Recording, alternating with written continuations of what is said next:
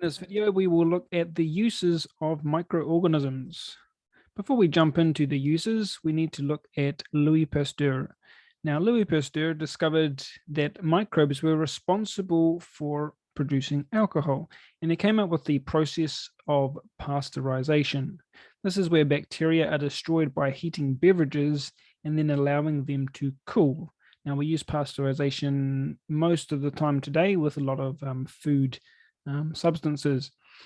His work in germ theory also led him to create vaccinations for anthrax and for rabies. So Louis Pasteur actually was quite intuitive and actually made a lot of discoveries and came up with some ideas around microbiology. So very interesting and important man.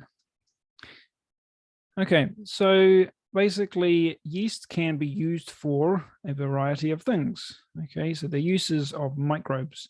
Most of the times we use yeasts and we can look at creating alcohol, ginger beer, and baking as well.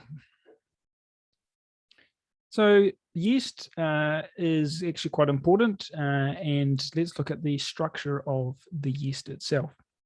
Now, yeast are known as single-celled fungi.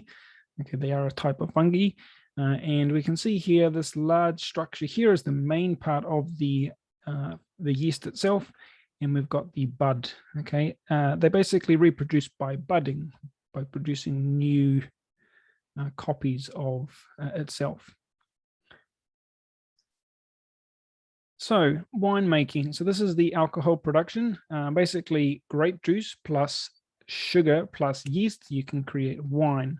Now, basically what happens is there's a chemical breakdown of a substance by the bacteria, yeast and other organisms, and then it gives off heat in that process and produces alcohol.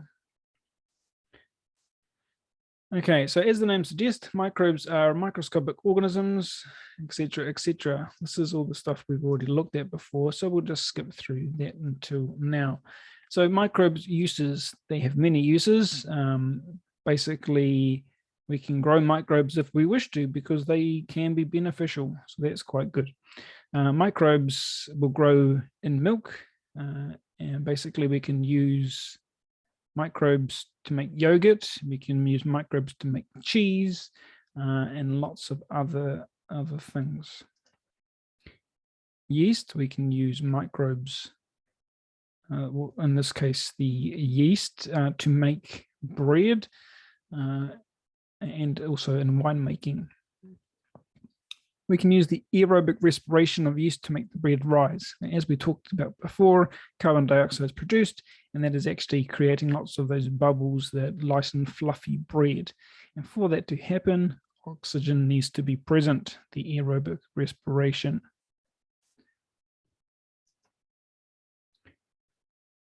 So this is diving more into anaerobic respiration, where the yeast is used to make beer and wine. You can also make ginger beer as well. So this means that the yeast respires without oxygen, and we know this process to be fermentation. You might have heard of this term before. Okay, so feel free to read through this information here. You can pause the video. It just talks about some of the uses of bacteria. So some of the other uses are down below here as well. So we've talked about food, okay, but also sewage treatment, production of drugs and hormones, silage, digestion of plant material, etc., etc.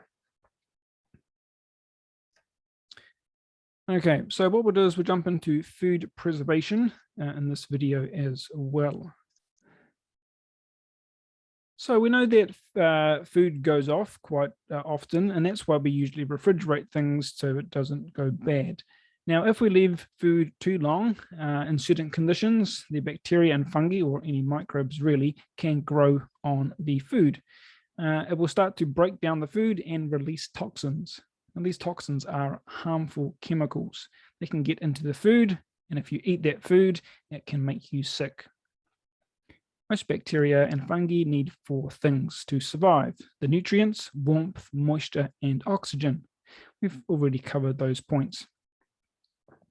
So when these conditions are perfect, the microbes can grow and reproduce. Okay, so the word preservation means to prepare food in such a way that no bacteria or fungi can live on it. And there's a few different ways we can do that to make sure the food is safe. We can store food in an airtight container, which is canning. We can dry food, drying. We can freeze food, freezing. We can pickle food in vinegar, which is pickling, and we can vacuum pack food as well.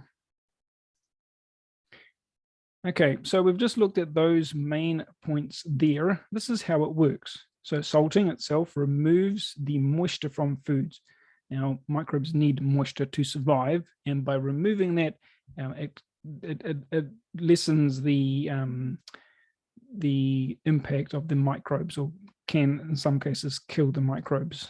Basically, there's nothing there to nothing there for the microbes to live on because there is no moisture. Second is pickling. The acid creates poor conditions for bacteria and fungi to grow. Drying, bacteria and fungi need water to survive. So again, kind of with salting, it is drying or removing that water. Freezing removes moisture. Storing in oil is another example. Okay, some bacteria and fungi need the oxygen. So if you remove that oxygen by placing the food in oil, then those organisms can't destroy it. And then the last one, fermenting or storing in alcohol. This can kill bacteria and fungi.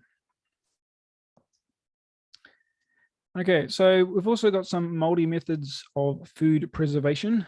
Okay, so just think about a long time ago, before refrigerators were invented, and technology wasn't really a thing back in those days.